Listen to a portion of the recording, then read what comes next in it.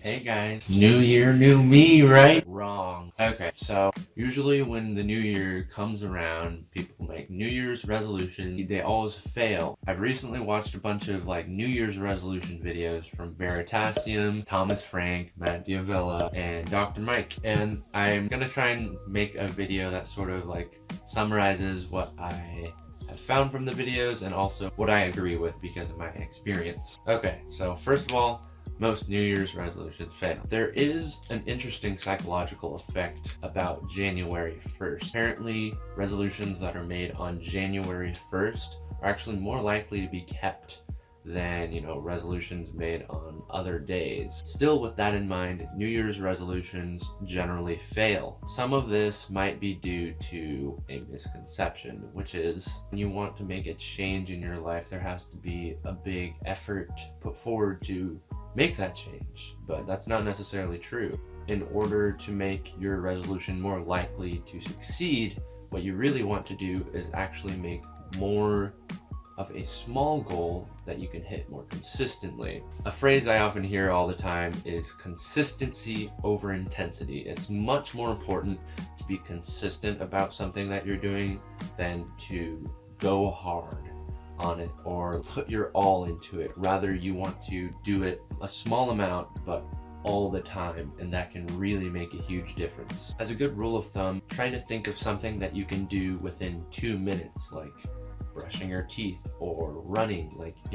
Don't try to get too ambitious and say, I'm gonna run 3 miles every week, which, some people that's not a lot, but if you're not a runner, then that might be a little bit ambitious. Think about, okay, I'm gonna try running 2 minutes a day.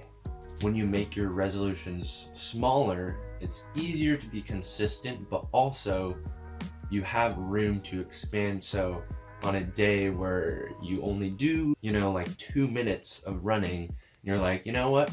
I have motivation to go longer today. You can let that happen, right? And so then on days when you're not feeling the motivation, you're like, okay, all I have to do is 2 minutes and you can still accomplish that, right? Another mistake in making New Year's resolutions is making them too vague. Oftentimes you hear, I want to lose weight, or I want to exercise more, or eat better, which, all these things, it's so hard to measure or define that because they're not specific enough. So you want to make something that's measurable. So like an amount of time or a number of things that you're doing, let's say.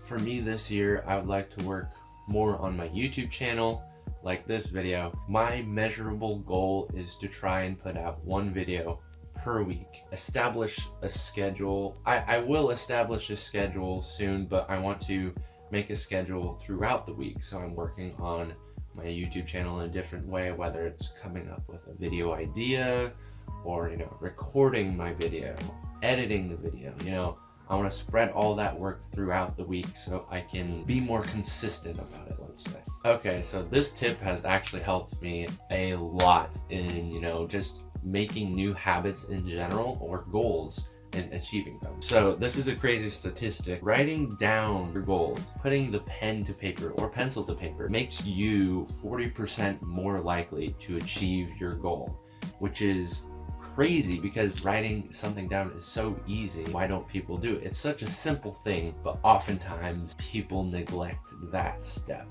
One thing that I will try and also implement in my goals this year is tracking my progress in a visual way. Last year, I was studying real estate. I'm still studying real estate, but I drew out a calendar, and every single day I wrote down what percentage I had to be at in my course. And so every day I knew if I was on track or off track, what I needed to get back on track or what I need to stay on track.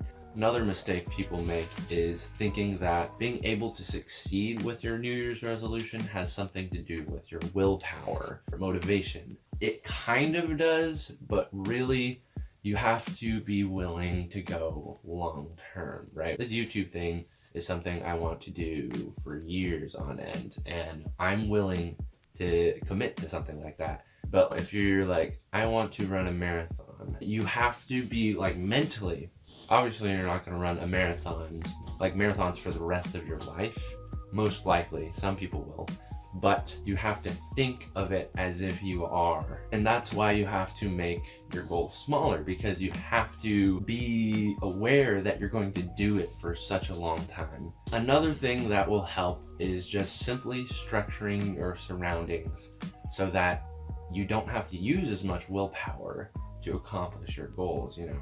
If your goal is to eat healthier and you always have pastries left out on the counter, and the vegetables are always stuck in some drawer in your refrigerator, that's going to make it a lot harder to eat healthier foods. This tip I remember from Thomas Frank. He suggested that you should avoid sacrificing your health and well-being in order to accomplish your goals.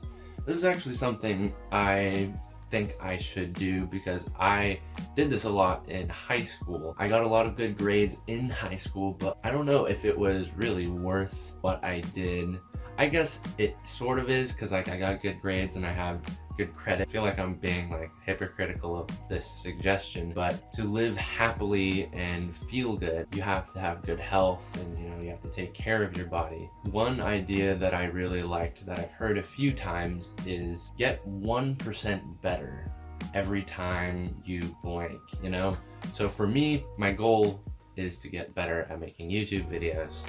So every video, I want to make my video 1% better, whether that's trying a new film effect or, talking my points better. It's also not the easiest thing to measure, but let's say I want to work on making good intros this month, right? I want to make sure my intros are captivating or something to that effect. Another general idea that I like when it comes to resolutions or habits is just learning to put more time into the things that you actually love to do or that are meaningful and that you care about. Academics, that's something important to me.